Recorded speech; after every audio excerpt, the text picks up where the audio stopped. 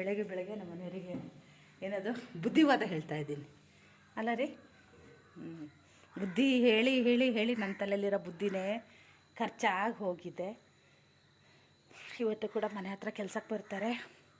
ಕಲ್ಲು ಬಂದಿದ್ದಾವೆ, ಇವತ್ತು ಕಲ್ಲು ಹಾಕಕ್ಕೆ ಬಂದಿದ್ದಾರೆ. ನಿನ್ನೆ ಜಲ್ಲಿ ಬಂತು. ಅಪ್ಪ ಮನೆ ಕ್ಲೀನ್ ಮಾಡ್ಕೊಳ್ಳೋಣ ಅಂತ ಇದ್ದೆ. ನಿನ್ನೆ ಆ ಜಲ್ಲಿ ಬಂದು ಸುರುಗಿದ ಮೇಲೆ ಗೊತ್ತಾಯಿತು ನನಗೆ ಇಷ್ಟು ಧೂಳಿದೆ ಅಂತ. ಅದೇ ಹೇಳ್ತಾಯಿದ್ದೆ ನಮ್ಮ ಮನೆಯವರಿಗೆ, ಎಲ್ಲ ಕೆಲಸ ಆದಮೇಲೆ ಕೆಲಸ್ತಾರೆ, ಒಂದು 2 ದಿನ ಬರೋಕ್ಕೆ ಹೇಳ್ತೀರಾ ಅಂತ ಹೇಳ್ತಾ ಇದ್ದೆ. ಹ್ಞೂ ಅಂತ ಹೇಳಿದ್ರು ಅವರು. ಗಿಡಗಳೆಲ್ಲ ಇಲ್ಲಿ ಶಿಫ್ಟ್ ಮಾಡ್ಕೊಂಡಿದ್ದೀನಿ ನಿನ್ನೆಯಿಂದ. ಅಂತ ಎಲ್ಲ ತೆಗಿಯೋದಾ ಗಿಡನ? ನಮ್ಮ ಮನೆಯವ್ರು ಇದ್ರೆ ಒಂದು 10 ಗಿಡ ಇಡ್ತಾರೆ, ನಾವು ಬಾಕಿದೆಲ್ಲ ಎತ್ತಿತ್ತಾರ ಅಂತಲ್ಲ.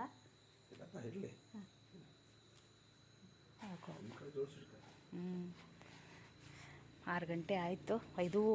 4:45 ಎಚ್ಚರ ಆಯಿತು ನನಗೆ. ಆಮೇಲೆ ನಿದ್ದೆನೇ ಬರಲಿಲ್ಲ. 5 ಗಂಟೆಗೆ ಎದ್ದು ಬಂದೆ. ಇದು ಕೊಡಪಾನ ತೊಳ್ಕೊಬೇಕು, ಕೆಲಸದವ್ರು ಬರ್ತಾರೆ. ನಿನ್ನೆನೂ ಕೆಲಸದವ್ರು ಬಂದಿದ್ದರು. ಕೊಡಪಾನದಲ್ಲಿ ನೀರು ತುಂಬಿಟ್ರೆ ಚೆನ್ನಾಗಾಗುತ್ತೆ ಅಂತ ಒಂದು ಸಣ್ಣ ಕೊಡಪಾನ ತೊಗೋಬೇಕು ದೇವ್ರ ಕೋಣೆಗೆ. ಇದು ಕೆಲಸದವ್ರಿಗೆ ಬಂದರಿಗೆ ಕೊಡ್ತೀನಾ? ಈ ಶಿವರಾತ್ರಿ ಟೈಮಲ್ಲಿ ಎಲ್ಲ ಕೊಡಪಾನ ಬೇಕಾಗುತ್ತೆ. ಇದೇ ಇನ್ನೊಂದು ಸಣ್ಣದು ಎಲ್ಲಿದೆಯಾ? ಸಣ್ಣ ತಗೊಳ್ಳೋಣ. ಮುಂಚೆ ಎಲ್ಲ ನಮ್ಮ ಬಳುವಳಿ ಸಾಮಾನಲ್ಲಿ ಇದೇನಾ ಅಂತ ನಮ್ಮಲ್ಲಿ ಕೊಡ್ತಾರೆ ಸಣ್ಣದೊಂದು ಕೊಡಪಾನನ. ಅದು ಕಂಠ ಇರುತ್ತೆ ಗೊತ್ತಾ, ಅಲ್ಲಿ ಕಲ್ಲ ಎಂಥದ್ದು ಹಾಕಿರ್ತಾರೆ, ಜಣ್ ಅನ್ನುತ್ತೆ. ಆ ಥರದ್ದು ಕೊಡಪಾನ ದೇವ್ರ ಪೂಜೆಗೆ ಎಲ್ಲರೂ ಒಂದೊಂದು, ನಮ್ಮಲ್ಲೆಲ್ಲ ಒಂದೊಂದು ಕೊಡಪಾನ ಇರುತ್ತೆ. ನಾನಿಲ್ಲೊಂದು ಚೆಂಬಿಟ್ಟಿದ್ದೀನಿ, ಆದರೆ ಒಂದು ಸಣ್ಣ ತಗೋಬೇಕಲ್ಲ ಶಿವರಾತ್ರಿ ಹಬ್ಬಕ್ಕೆ ನೀರೆಲ್ಲ ತುಂಬ್ಕೊಳಕ್ಕೆ ಚೆನ್ನಾಗಾಗುತ್ತೆ ಅಂತ. ಹಾಗೆ ಅದು ದೇವ್ರ ಕೋಣೆಲ್ಲೇ ಇಡಬೇಕು, ಎಲ್ಲೂ ಹೊರಗಡೆ ಇಡಬಾರ್ದು. ಹೊರಟ್ರಾ? ಬೇಗ ಬರ್ತಾರಂತೆ. ಇವತ್ತು ತಿಂಡಿ ಬಂದು ಇಡ್ಲಿ. ಇಲ್ಲೆಲ್ಲ ಕ್ಲೀನ್ ಮಾಡಿದ್ರಲ್ಲ, ಇದು ಏನಂತಾರೆ ರೀ ಅದು ಗಿಡ ಹೋಯ್ತಲ್ಲ, ಉದ್ದುದ್ದ ಕಾಯಿ ಬಿಡ್ತಿತ್ತಲ್ಲ, ಎಂಥ ಕಾಯಿ ಅದು? ಅಲಸಂದೆ ಕಾಯಿ.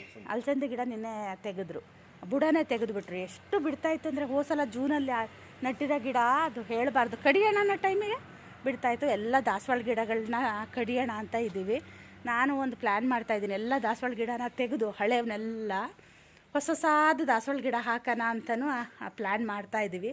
ಚೆನ್ನಾಗಿರೋದನ್ನು ಇಟ್ಕೊಳ್ಳೋದು, ಸುಮಾರು ಚೆನ್ನಾಗಿಲ್ದಿರೋದನ್ನೆಲ್ಲ ಬುಡಗುಟ್ಲ ಕೀಳಿಸಿ ಬೇರೆ ಗಿಡಗಳನ್ನ ದೂರ ನೆಟ್ಟು ಚೆನ್ನಾಗಿ ಮಾಡೋಣ ಅಂತ ಅಂದ್ಕೊಂಡಿದ್ದೀನಿ. ಇಲ್ಲೂ ಕೂಡ ನನಗೆ ಈ ಜಾಗನ ಗಾರ್ಡನ್ ಮಾಡ್ಕೊಳ್ಳೋಣ ಅನ್ನೋ ಇದರಲ್ಲಿ ಇತ್ತು. ನಾವು ಬ್ರಹ್ಮಾವರದಲ್ಲಿ ನೋಡಿ ಕೂಡ ಬಂದಿದ್ವಿ, ಹುಲ್ಲನ್ನು ಇಲ್ಲಿ ಹಾಕೋಣ ಅಂತ. ನಮ್ಮನೆಯವ್ರ ಫ್ರೆಂಡ್ ಯಾರೋ ಹೇಳಿದ್ರಂತೆ ಅದು ಮೇಂಟೈನ್ ಮಾಡೋದು ಕಷ್ಟ ಅಂತ.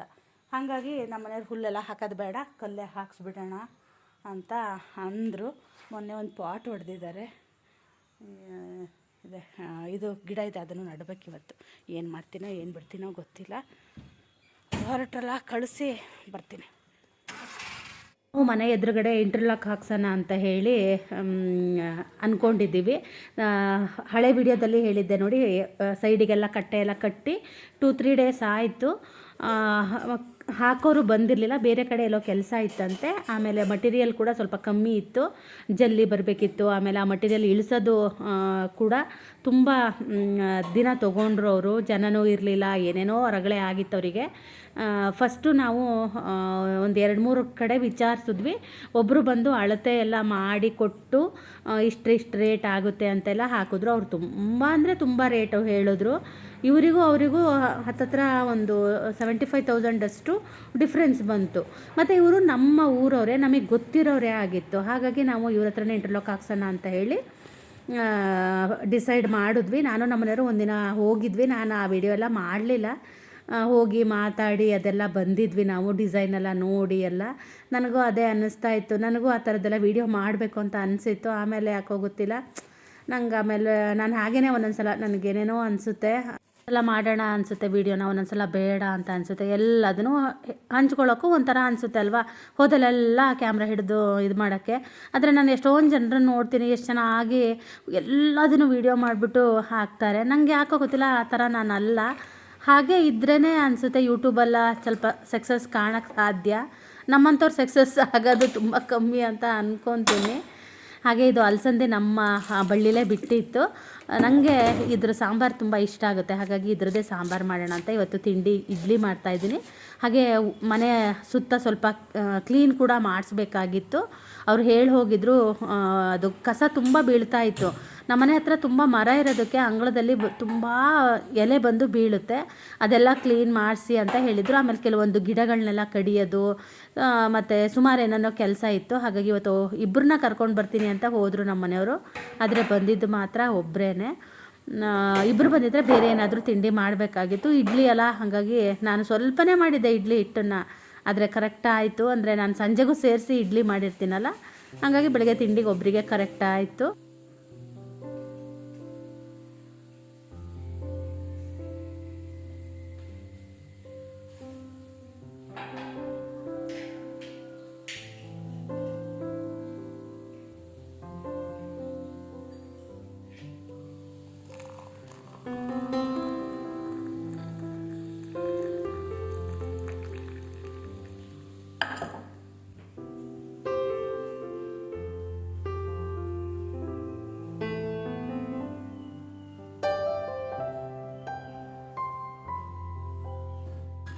ಹೆಣ್ಮಕ್ಳು ಬೆಳಗ್ಗೆ ಎದ್ದ ತಕ್ಷಣ ಫಸ್ಟ್ ಬರೋದೇ ಅಡುಗೆ ಮನೆಗೆ. ಆದರೆ ಇದೊಂದು ಏನೋ ಬೇರೆ ಫೀಲಿಂಗ್ ಇರುತ್ತೆ. ನನಗೆ ಟೀ ಮಾಡಬೇಕಿದ್ರೆ ಸಡನ್ನಾಗಿ ಅನಿಸಿದ್ದೇನೆಂದರೆ, ನಾವು ಪ್ರತಿದಿನ ಒಂದೇ ಕೆಲಸ ಮಾಡ್ತೀವಿ, ಆದರೆ ಪ್ರತಿದಿನ ಸ್ಟೋರಿ ಬೇರೆ ಬೇರೆ ಆಗಿರುತ್ತೆ. ನೋಡೋರಿಗೆ ಹೇಗೆ ಅನಿಸುತ್ತೋ ನಿಜವಾಗ್ಲೂ ನನಗೆ ಗೊತ್ತಿಲ್ಲ. ಒಂದೊಂದು ದಿನ ಅನಿಸುತ್ತೆ, ಅಯ್ಯೋ ಎಷ್ಟು ಬೋರಿಂಗಾಗಿ ಇರುತ್ತೆ ಅಲ್ವಾ ದಿನ ಅಂತ. ಹೌದು, ಎಲ್ಲ ದಿನವೂ ಒಂದೇ ಥರ ಇರೋಕ್ಕಾಗಲ್ಲ. ಒಂದೊಂದು ದಿನ ತುಂಬ ಖುಷಿಯಾಗಿ ಅಡುಗೆ ಮಾಡ್ತಿರ್ತೀವಿ, ಒಂದೊಂದು ದಿನ ಸ್ವಲ್ಪ ಬೇಜಾರಿರುತ್ತೆ. ಇವತ್ತು ಮಾಡೋಕ್ಕೆ ಬೇಡ ಅಂದರೂ ಏನೂ ಮಾಡೋಕ್ಕಾಗಲ್ಲ, ಮಾಡಲೇಬೇಕಾಗುತ್ತೆ. ಇಡ್ಲಿಗೆ ನಾನು ಫಸ್ಟು ತರಕಾರಿನ ಉಪ್ಪಾಕಿ ಬೇಯಿಸಿ ತೆಗೆದಿಟ್ಕೊಂಡೆ. ಈಗ ಬೇಳೆ ಹಾಗೆ ಈರುಳ್ಳಿ ಮತ್ತು ಟೊಮೆಟೊ ಹಾಗೆ ಒಂದು ಬೆಳ್ಳುಳ್ಳಿ ಹಾಕಿದ್ದೀನಿ. ಬೇಕಿದ್ದರೆ ನೀವು ಅದಕ್ಕೊಂದು ಹಸಿಮೆಣಸನ್ನು ಕೂಡ ಹಾಕ್ಬೋದು. ನಾನು ಅಚ್ಕಾರದ ಪುಡಿನ ಹಾಕೋದ್ರಿಂದ ಮತ್ತು ನಮ್ಮ ಅಚ್ಕಾರದ ಪುಡಿ ತುಂಬ ಖಾರ ಕೂಡ ಇದೆ, ಹಾಗಾಗಿ ನಾನು ಹಸಿಮೆಣಸನ್ನು ಸ್ಕಿಪ್ ಮಾಡ್ತೀನಿ. ಇದನ್ನು ಕುಕ್ಕರಲ್ಲಿ ಒಂದು ವಿಷಲ್ ಹೊಡ್ಸ್ಕೊತೀನಿ. ಈ ಥರ ಸಾಂಬಾರು ಮಾಡಿ ನೋಡಿ, ತುಂಬ ಚೆನ್ನಾಗಾಗುತ್ತೆ. ನಾನು ಕೂಡ ಇದನ್ನು ಯೂಟ್ಯೂಬ್ ನೋಡಿನೇ ಕಲ್ತಿರೋದು. ಹಾಗೆ ಇಡ್ಲಿ ಮಾಡ್ದೇ ಸುಮಾರು ದಿನ ಆಗೋಗಿತ್ತು. ತೊಳೆದಿಟ್ಟಿದ್ದೆ ನಿನ್ನೆ ರಾತ್ರಿ, ಮತ್ತು ಅದನ್ನೊಂದು ಸಲ ಒರೆಸ್ಕೊಂಡು ಅದಕ್ಕೊಂಚೂರು ಎಣ್ಣೆ ಹಚ್ತೀನಿ. ನಾನು ಮುಂಚೆ ಎಣ್ಣೆ ಹಚ್ತಿರ್ಲಿಲ್ಲ, ಇವಾಗ ಸ್ವಲ್ಪ ಎಣ್ಣೆ ಹಚ್ತೀನಿ ಅದಕ್ಕೆ ಅಂಟಬಾರ್ದು ಅಂತ ಹೇಳಿ. ನಾನು ನಿನ್ನೆ ಕೆಲಸದವ್ರು ಬರೋದು ಅಷ್ಟೊಂದು ಪ್ಲ್ಯಾನ್ ಇರಲಿಲ್ಲ ಅಲ್ಲ, ಹಾಗಾಗಿ ಇಡ್ಲಿ ಹಿಟ್ಟು ನಾನೇನು ತುಂಬ ಮಾಡಿರಲಿಲ್ಲ. ಇವತ್ತಿಗೆ ಆಗಸ್ಟ್ ಮಾತ್ರ ಮಾಡಿದ್ದೆ. ಒಂದೊಂದು ಸಲ ಹಾಗೇ ಅದು ಫ್ರಿಜ್ಜಲ್ಲಿ ಇಟ್ಟಿರ್ತೀನಿ, ಅದು ಎಷ್ಟೋ ದಿನ ಆಗಿರುತ್ತೆ, ಆಮೇಲೆ ಚೆಲ್ತೀನಿ. ದೋಸೆ ಹಿಟ್ಟಾದರೆ 2 ಡೇಸ್ ಎಲ್ಲ ಬಿಟ್ಟು ನಾನು ಪಡ್ಡು ಆ ಥರ ಮಾಡಿಬಿಡ್ತೀನಿ. ಇಡ್ಲಿ ಹಿಟ್ಟಲ್ಲಿ ಬೇರೆ ಏನೂ ಮಾಡೋಕ್ಕೆ ಬರಲ್ಲಲ್ಲ. ಕೆಲವೊಬ್ಬರು ಇಡ್ಲಿ ಹಿಟ್ಟಲ್ಲೂ ದೋಸೆ ಮಾಡ್ತಾರೆ, ಆದರೆ ನಾನು ಆ ಥರ ಇಡ್ಲಿ ಮಾಡಲ್ಲ. ಕೆಲವೊಬ್ಬರು ಅಂದರೆ ಅಕ್ಕಿ ನೆನೆ ಹಾಕಿ ಅದನ್ನು ಕೂಡ ರುಬ್ಬಿ ಮಾಡ್ತಾರೆ. ನಾನು ಆ ಥರ ಮಾಡಲ್ಲ, ರವೆ ಮಿಕ್ಸ್ ಮಾಡಿ ಮಾಡೋದ್ರಿಂದ ಇದು ದೋಸೆ ಹೊಯ್ಯೋಕ್ಕೆ ಬರಲ್ಲ. ಆದರೆ ನೋಡಬೇಕು ಒಂದು ಸಲ ಹೊಯ್ದು ಹೆಂಗಾಗುತ್ತೆ ಅಂತ. ನಾವು ದಿನ ಮನೇನ ಕ್ಲೀನ್ ಮಾಡ್ತಾ ಇರ್ತೀವಿ ಅಲ್ವಾ, ಅದು ನನಗೆ ಯಾವಾಗಲೂ ನನ್ನ ತಲೆಯಲ್ಲಿ ಒಂದು ಕ್ವಶನ್ ಓಡ್ತಾ ಇರುತ್ತೆ. ನಾವು ದಿನ ಮನೆ ಕ್ಲೀನ್ ಮಾಡ್ತೀವಿ, ಆದರೆ ನಮ್ಮ ಮೈಂಡನ್ನ ಕ್ಲೀನ್ ಮಾಡ್ಕೊಳ್ಳೋದು ಯಾವಾಗ ಅಂತ. ನಿಜ ಅಷ್ಟೇ, ನಾನೇನಾದರೂ ಕೆಲಸ ಮಾಡಬೇಕಿದ್ರೆ ನನ್ನ ತಲೆ ಎಲ್ಲೆಲ್ಲೋ ಓಡ್ತಾ ಇರುತ್ತೆ. ಒಂದೊಂದು ಸಲ house clean plus mind clean ಎರಡೂ ಒಟ್ಟಿಗೆ ಮಾಡಬೇಕು. ತಲೆಯಲ್ಲಿರೋದನ್ನೆಲ್ಲ ಒಂದು ಸಲ ಡಿಲೀಟ್ ಮಾಡಬೇಕು. ನಾವು ಅದು ಎಷ್ಟೋ ವಿಷಯಗಳನ್ನ ನಾವು ಅಂದ್ಕೊತೀವಿ, ತಲೆಯಲ್ಲಿರೋದನ್ನೆಲ್ಲ ಡಿಲೀಟ್ ಮಾಡಿಬಿಡೋಣ ಅಂತ.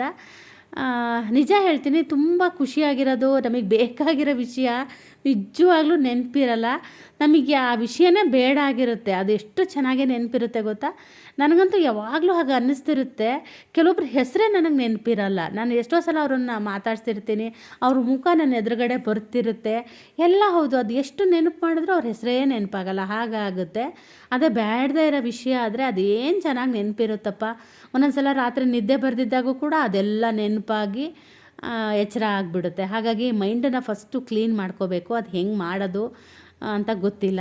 ಕುಕ್ಕಿಂಗ್ ಟೈಮಲ್ಲಿ ನಾನು ಎಷ್ಟೊಂದು ಸಲ ಸಿಂಪಲ್ ಅಡುಗೆ ಮಾಡ್ತಿರ್ತೀನಿ, ಆದರೆ ಕಿಚನ್ನಲ್ಲಿ ಒಂದೊಂದು ಸಲ ನನಗೆ ಅನಿಸುತ್ತೆ, ನಾನು ಮಾಸ್ಟರ್ ಶೆಫ್ ಆಗಿಬಿಟ್ಟಿದ್ದೀನಿ ಅಂತ ಅಂದ್ಕೊತೀನಿ. ನಿಮಗೂ ಹಾಗೆ ಅನಿಸುತ್ತಾ? ಸಿಂಪಲ್ ಫುಡ್ ಆದರೂ ಲವ್ ಇದ್ದರೆ ಟೇಸ್ಟು ಡಬಲ್ ಆಗುತ್ತೆ ಅಂತ ಹೇಳ್ತಾರೆ. ಯಾವುದನ್ನೇ ಮಾಡಿದ್ರೂ ಅಷ್ಟೇ ಪ್ರೀತಿಯಿಂದ ಮಾಡಿದ್ರೆ ಅದು ತುಂಬ ಚೆನ್ನಾಗಾಗುತ್ತೆ ಅಂತ ಹೇಳ್ತಾರೆ. ನಾನಂತೂ ಅದನ್ನು ನಂಬ್ತೀನಿ, ನೀವು ಕೂಡ ನಂಬ್ತೀರಾ ಅಂತ ಅಂದ್ಕೊಂಡಿದ್ದೀನಿ. ಹಾಗೆ ಬೇಳೆನ ಬೇಯಿಸಿದ್ದೆ ಅಲ್ವಾ, ಅದನ್ನು ನಾನು ಸಾಂಬಾರು ಪುಡಿ ಹಾಗೆಯೇ ಅಚ್ಕಾರದ ಪುಡಿ ಹಾಕಿ ಅದನ್ನು ನಾನು ಒಂದು ಸಲ ಮಿಕ್ಸಿ ಮಾಡಿದೆ. ಒಗ್ಗರಣೆಲಿ ಒಂದು ಸಲ ಅದನ್ನು ಚೆನ್ನಾಗಿ ಬೇಯಿಸ್ಕೊತೀನಿ. ಸ್ವಲ್ಪ ಹಸಿ ವಾಸನೆ ಹೋದ ನಂತರ ನಾನು ಅದಕ್ಕೆ ಸ್ವಲ್ಪ ನೀರು ಹಾಗೆಯೇ ಬೇಯಿಸಿರೋ ತರಕಾರಿನ ಹಾಕ್ತೀನಿ. ಇವತ್ತು ಸಾಂಬಾರು ತುಂಬ ಚೆನ್ನಾಗಾಗಿತ್ತು. ಹೀಗೆ ನಾವು ದಿನ ಒಂದೇ ಥರ ಮಾಡ್ತೀವಿ, ಒಂದು ಸ್ವಲ್ಪ ಹೆಚ್ಚು ಕಮ್ಮಿ ಆದ್ರೂ ಅದು ಅಡುಗೆ ಒಂದೊಂದು ಸಲ ಒಂದೊಂದು ರುಚಿ ಬರುತ್ತೆ. ಇವತ್ತು ತುಂಬ ಚೆನ್ನಾಗಾಗಿತ್ತು ಸಾಂಬಾರು. ನಾನು ಜಾಸ್ತಿನೂ ಇವತ್ತು ಮಾಡಿರಲಿಲ್ಲ, ಅದಕ್ಕೋ ಏನೋ ನಂಗೆ ಗೊತ್ತಿಲ್ಲ, ತುಂಬ ಚೆನ್ನಾಗಾಗಿತ್ತು. ಆಮೇಲೆ ನಾನು ಒಂಚೂರು ಮೇಲ್ಗಡೆಯಿಂದ ಅವತ್ತು ಒಬ್ಬರ ಹತ್ರ ಸಾಂಬಾರು ಪುಡಿ ತೊಗೊಂಡಿದ್ದೆಲ್ಲ ಅದನ್ನು ಖಾಲಿ ಮಾಡಬೇಕಲ್ಲ, ಹಾಗಾಗಿ ಒಂದು ಸ್ವಲ್ಪ ಹಾಕಿ ಅದನ್ನು ಖಾಲಿ ಮಾಡ್ತಾಯಿದ್ದೀನಿ. ಹಾಗೆ ಮಧ್ಯಾಹ್ನಕ್ಕೆ ಇವತ್ತು ತೊಂಡೆಕಾಯಿ ಇತ್ತು, ಅದರಲ್ಲೂ ಕೆಲವೊಂದೆಲ್ಲ ಹಣ್ಣಾಗಿತ್ತು. ಅದಕ್ಕೆ ತೊಂಡೆಕಾಯಿ ಪಲ್ಯ ಮಾಡೋಣ ಅಂತ ಗೋಡಂಬಿ ಹಾಕಿ ಮಾಡ್ತಾಯಿದ್ದೀನಿ. ಕೆಲಸದವ್ರು ಬಂದ್ರೂ ಅವ್ರೇನು ಊಟಕ್ಕೆ ಇರಲ್ಲ ಅಂತ ಹೇಳಿದರು ನಮ್ಮ ಮನೆಯವರು.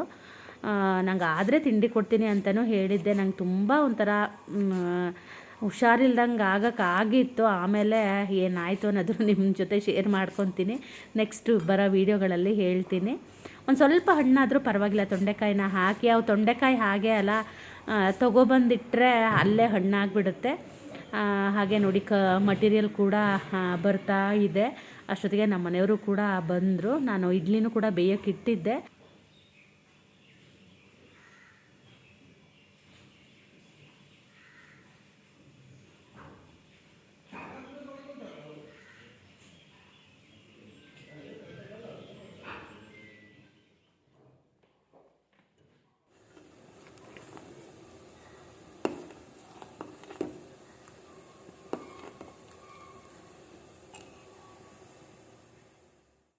ಇಡ್ಲಿ ಆಲ್ರೆಡಿ ಬೆಂದ್ಬಿಟ್ಟಿತ್ತು. ನಾನು ಆಮೇಲೆ ಸಣ್ಣ ಮಾಡಿ ಹಾಗೆ ಇಟ್ಟಿದ್ದೆ. ಅವರು ಕಲ್ಲಿಳ್ಸಕ್ಕೆ ಬಂದವರು, ಅವರು ಓನರ್ ಕೂಡ ಬರ್ತಾರೆ ಪಾಪ. ಅವರು ಉಪವಾಸ ಮಾಡ್ತಿರ್ತಾರೆ, ಹಾಗಾಗಿ ಅವರು ಏನೂ ಕುಡಿಯೋದು ಇಲ್ಲ, ಏನೂ ತಿನ್ನೋದು ಇಲ್ಲ. ಆಮೇಲೆ ಪಾಪ ನಾನು ದಿನ ಬಂದಾಗ ಕೇಳ್ತಾ ಇದ್ದೆ, ಮತ್ತು ನಮ್ಮದು ಕರ್ತವ್ಯ ಅಲ್ಲ, ಈಗ ಇಳ್ಸಕ್ಕೆ ಬಂದರಿಗೆ ನಾನು ಟೀ ಮಾಡಿ ಕೊಡ್ತೀನಲ್ವ, ಇವರಿಗೂ ನಾನು ಕೇಳ್ತಾ ಇದ್ದೆ. ಅವ್ರು ಕುಡಿತಿರ್ಲಿಲ್ಲ ಪಾಪ.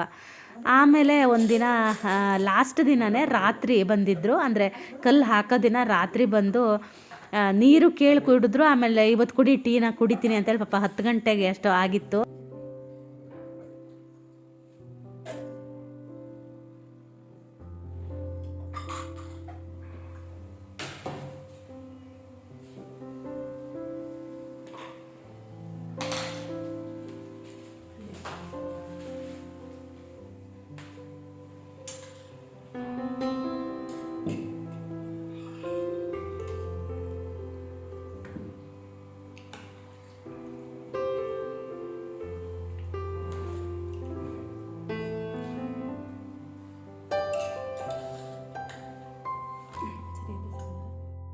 ನಾವು ಯಾವಾಗಲೂ ಗಿಡನ ಮಳೆಗಾಲದ ಹತ್ತೋ ಟೈಮಲ್ಲಿ ಕಡಿತಾ ಇದ್ವಿ. ಅವಾಗ ಎಷ್ಟೋ ಗಿಡಗಳು ಹೋಗಿಬಿಡ್ತಾಯಿತ್ತು.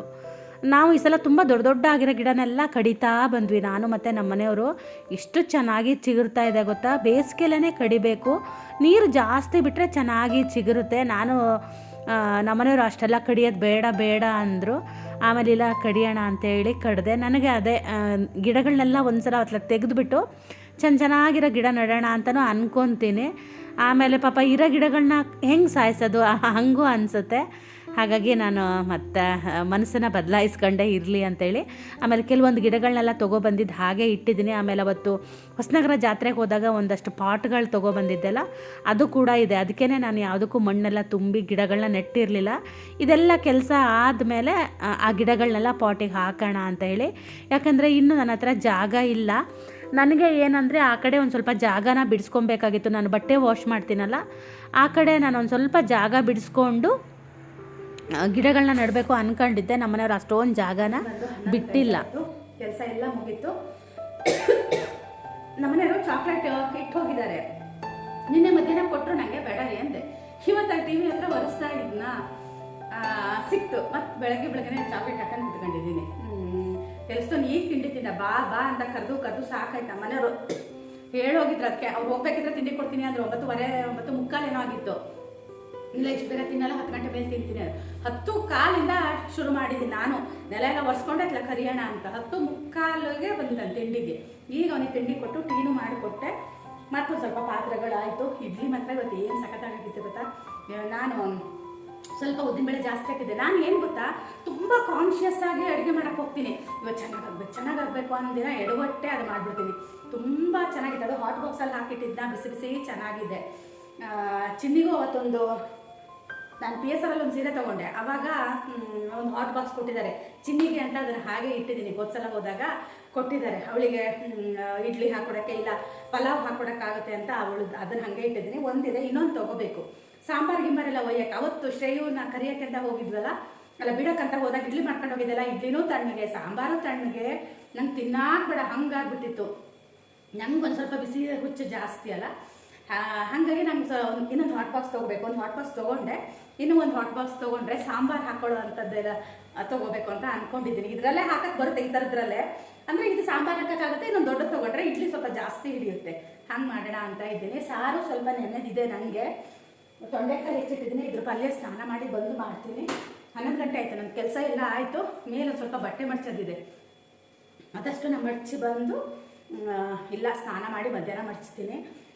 ನಮ್ಮ ಮನೆಯವ್ರಿಗೆ ಒಂಚೂರೆ ಬೇಳೆ ಒಗ್ಗರಣೆ ಹಾಕೋಣ ಅಂತೇಳಿ ಬೇಳೆನೂ ಬೇಯಿಸಿದೆ. ನಂದು ಬೇಗ ಕೆಲಸನೇ ಆಯಿತು, ಅವನಿಗಾಗಿ ಕಾಯ್ತಾ ಕುತ್ಕೊಂಡೆಲ್ಲ, ಹಾಗಾಗಿ ಇಷ್ಟೊತ್ತಾಯಿತು.